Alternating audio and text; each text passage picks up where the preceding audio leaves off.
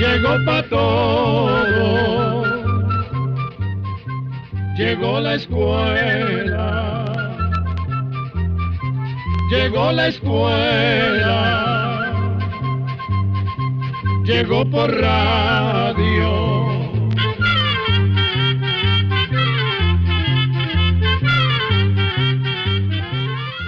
La constancia de la comunicación entre ustedes y nosotros ha solidificado las bases de este espacio líder en educación.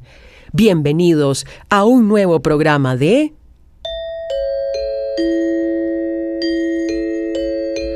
Oigamos la Respuesta, el espacio del Instituto Centroamericano de Extensión de la Cultura ICQ con nuestro lema: comprender lo comprensible es un derecho humano. El día de hoy sabremos para qué sirven las guerras. Hablaremos de la piedra Rosetta. Averiguaremos cuál es el origen del café. Con la disposición de siempre al compartir con ustedes, iniciamos. El día de hoy comenzamos con la pregunta del señor Rafael González, quien nos envió un WhatsApp desde Matagalpa, Nicaragua, con la siguiente duda. ¿Qué beneficio le sacan a las guerras? ¿Será que las hacen a propósito? Oigamos la respuesta. En realidad, don Rafael, las guerras surgen como resultado de muchas causas distintas que se combinan entre sí y no logran solucionarse de manera pacífica. Esos desacuerdos pueden aparecer por invasión o apropiación de terrenos, venganzas o bien por grupos que usan la fuerza y la violencia para hacer valer sus ideas políticas, religiosas o raciales. Tristemente, la guerra ha estado presente desde tiempos muy antiguos en todas las partes del mundo. Desde el principio, el poder y la riqueza de algunos motivaron en otros el deseo de conquistar esos bienes y eliminar a quienes los poseían. Y queda claro que la manera violenta de resolver disputas es casi tan antigua como el ser humano. Ahora bien, de un tiempo para acá, hay que tomar en cuenta otro elemento muy importante en el surgimiento de las guerras. Nos referimos a la industria de la producción de armas. Este es un negocio que deja muchísimo dinero y tiene un peso importante en los intereses políticos. Entonces, es difícil no pensar que las ganancias de la venta de armas influyen en la aparición y duración de muchas guerras y enfrentamientos que se producen en la actualidad. Lamentablemente, a pesar de que las guerras han existido en todas las épocas y se conocen sus terribles consecuencias, muchos no aprenden, en especial quienes están en posiciones de autoridad que se dejan llevar por la codicia, el orgullo y la intolerancia y llegan a ser incapaces de solucionar los problemas de manera pacífica. Quisiera que me hablaran de la piedra de Rosetta. Esta pregunta nos la hizo el señor Miguel Ángel Alvarado Granados, quien nos envió un WhatsApp desde San Marcos de Tarrazú, Costa Rica. Oigamos la respuesta. La piedra de Rosetta es un pedazo de piedra de granito que mide un poco más de 1 metro de alto y unos 72 centímetros de ancho. Es parte de un monumento que existió en el antiguo Egipto hace unos 2200 años. La piedra fue encontrada hace 200 años por un soldado de las tropas de Napoleón Bonaparte que estaban explorando Egipto. Le pusieron Rosetta porque así llamaron los franceses a la ciudad donde fue encontrada. La importancia de la piedra de Rosetta es que gracias a ella se pudo descifrar la escritura jeroglífica de los antiguos egipcios. Esta clase de escritura usaba símbolos y dibujos para describir las cosas, en vez de las letras que conocemos actualmente. Los jeroglíficos se usaban sobre todo para hacer ceremonias religiosas. En esa piedra había un texto escrito en 3 idiomas: el griego antiguo, otro llamado demótico, que era el lenguaje común del pueblo egipcio, y en jeroglíficos. Como el mismo texto estaba escrito en 3 idiomas, eso permitió que los arqueólogos finalmente pudieran comprender qué querían decir los símbolos de los jeroglíficos. Pero esta no fue una tarea fácil. Varios estudiosos pasaron años analizando lo escrito en la piedra. Las investigaciones de toda esa gente sirvieron de base para que el joven Jean-François Champollion publicara un libro de la gramática jeroglífica en 1824. La piedra de Rosetta está expuesta en el Museo Británico desde hace 222 años. Envíennos sus preguntas al apartado 2948-1000 San José, Costa Rica. También nos pueden contactar al correo electrónico isq@isq.org o encuéntrennos en Facebook como Oigamos la Respuesta. Recuerden, pueden disfrutar de este programa por medio de su radioemisora favorita, YouTube, Facebook e iVoox. Desde San Luis Talpa, El Salvador, la señora Esperanza Ayala nos envió un WhatsApp con la siguiente pregunta. Tengo unos palos de chipilín que tienen placa y necesito que me digan cómo eliminar el problema. Oigamos la respuesta. Antes de responder su pregunta, le contamos que el árbol conocido como chipilín es originario de Centroamérica y el sur de México. Las hojas de chipilín son comestibles y se agregan a sopas, tamales, carnes y salsas. Según la fotografía que nos envía, parece que la planta tiene un faltante de hierro. Eso se nota por el amarillamiento que hay en el centro de las hojas. En los lugares donde venden productos para la agricultura, hay varias marcas de abono que contienen hierro. Por ejemplo, puede preguntar por un producto llamado Flow-Al-Fe. Este abono es foliar, es decir, que se aplica atomizándolo en las hojas de la planta.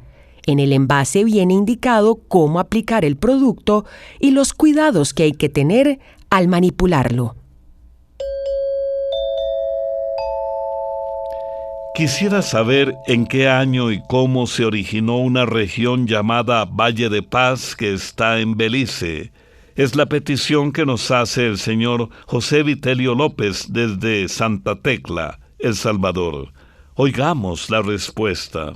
Valle de Paz es una comunidad situada como a 20 kilómetros de la capital de Belice. Allí viven actualmente unas 3,000 personas, en su gran mayoría salvadoreñas.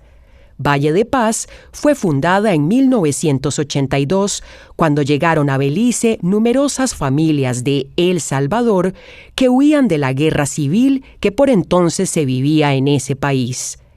En aquella época, el señor George Price desempeñaba el cargo de primer ministro de Belice y decidió darles refugio a los salvadoreños en una zona deshabitada y selvática. Con la ayuda de la Oficina del Alto Comisionado de las Naciones Unidas para los Refugiados, ACNUR, fue posible financiar la construcción de casitas para todos esos salvadoreños. Hoy en día, Valle de Paz es una próspera y tranquila comunidad agrícola que produce frutas y verduras y abastece a gran parte de Belice.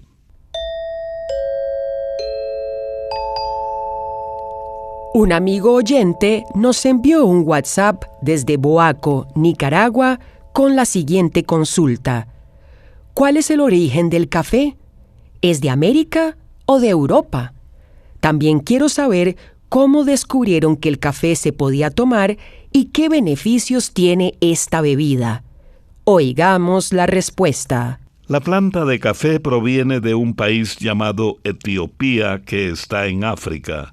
Hay muchas leyendas que narran cómo se descubrieron las propiedades del café. Una de las más conocidas cuenta que hace unos 1000 años había un convento de monjes situado en esa región de África, en donde tenían rebaños de cabras. Una noche, el muchacho que cuidaba el rebaño notó que las cabras, en lugar de dormir, corrían y brincaban con la energía que normalmente tenían los animales por la mañana.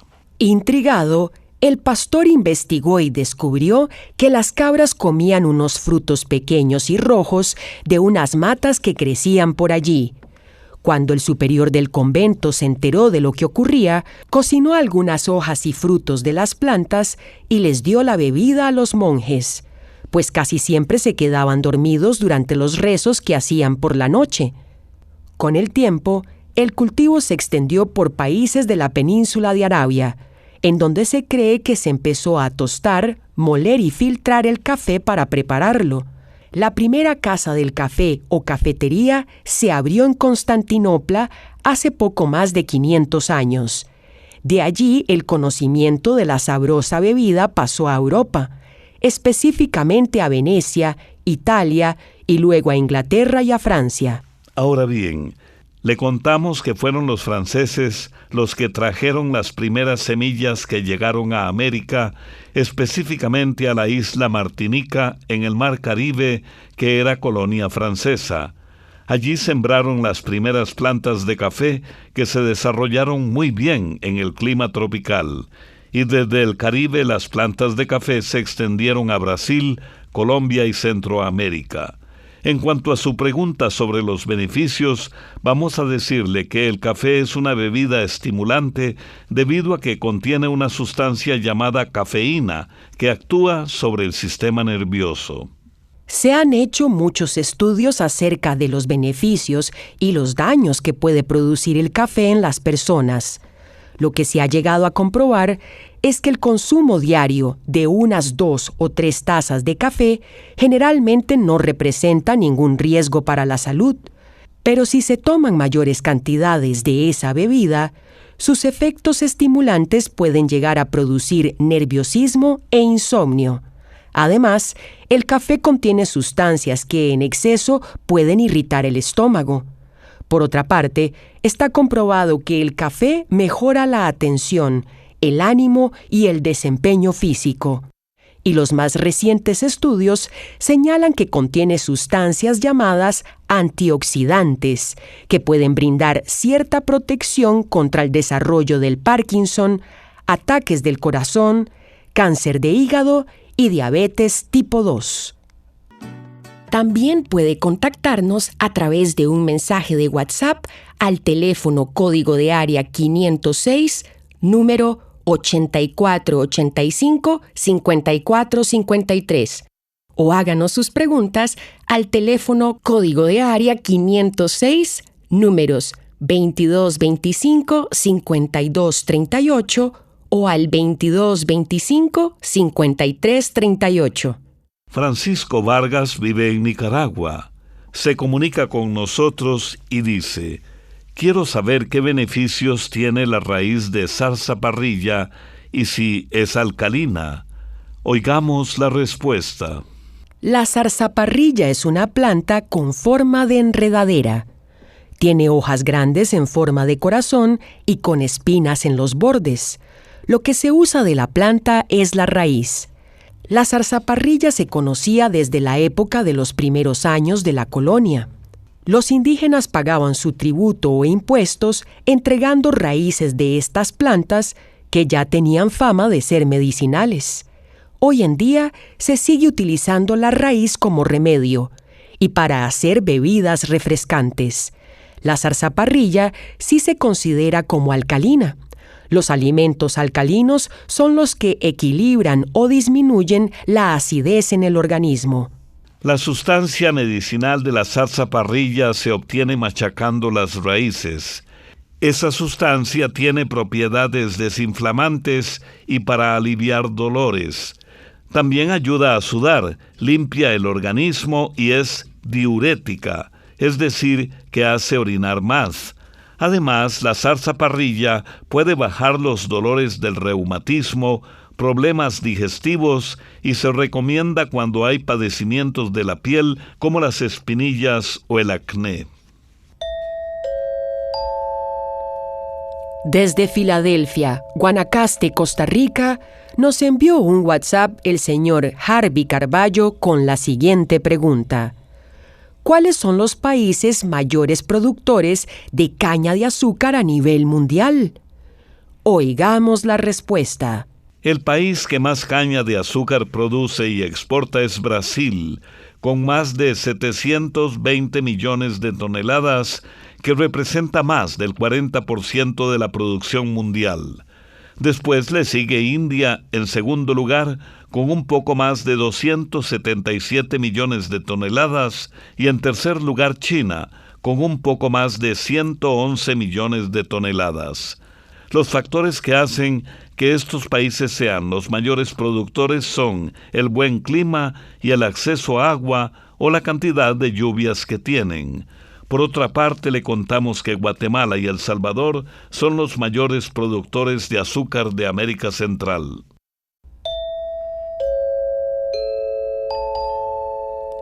¿Qué usos se le dan a las algas? Esta pregunta nos la hizo una amiga oyente que nos escribe desde Punta Arenas, Costa Rica. Oigamos la respuesta. Las algas son organismos parecidos a las plantas, pero como no tienen todas las características de los vegetales, los científicos las agrupan con el nombre de protistas. Se han clasificado unas 30.000 especies de algas. Las algas tienen una función muy importante, ya que participan en la producción de oxígeno para la atmósfera y sirven de alimento y refugio a gran cantidad de peces de mar y de agua dulce. Hay algas de distintos tamaños, desde microscópicas hasta otras que pueden llegar a tener hasta 50 metros de largo. Por lo general, las algas tienen forma de cintas y de hilos reunidos en la base y no tienen tallo, ni raíces, ni hojas, ni flores. Hay algas verdes, rojas, pardas o color café, y otras de un color verde azulado. Las algas se usan como alimento y como medicina, pues contienen muchas sales minerales, proteínas y vitaminas. En China y Japón, la gente ha utilizado ciertas variedades de algas como alimento desde hace miles de años. También sirven como abono de cultivos. Actualmente, las algas se usan como espesante de alimentos y en la industria farmacéutica se hacen varios medicamentos a base de algas, así como también cosméticos.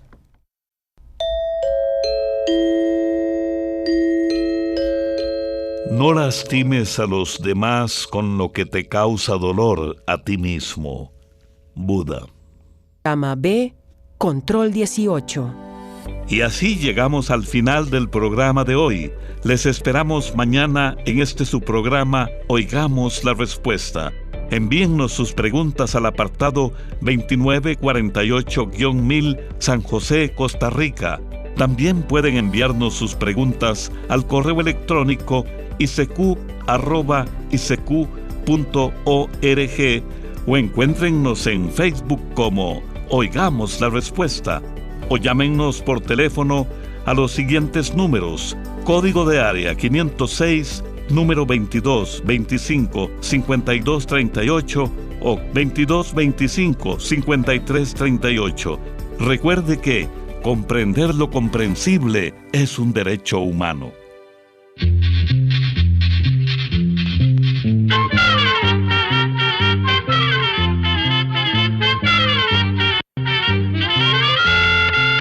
Llegó el momento de despedirnos. Se va a la escuela, se va cantando.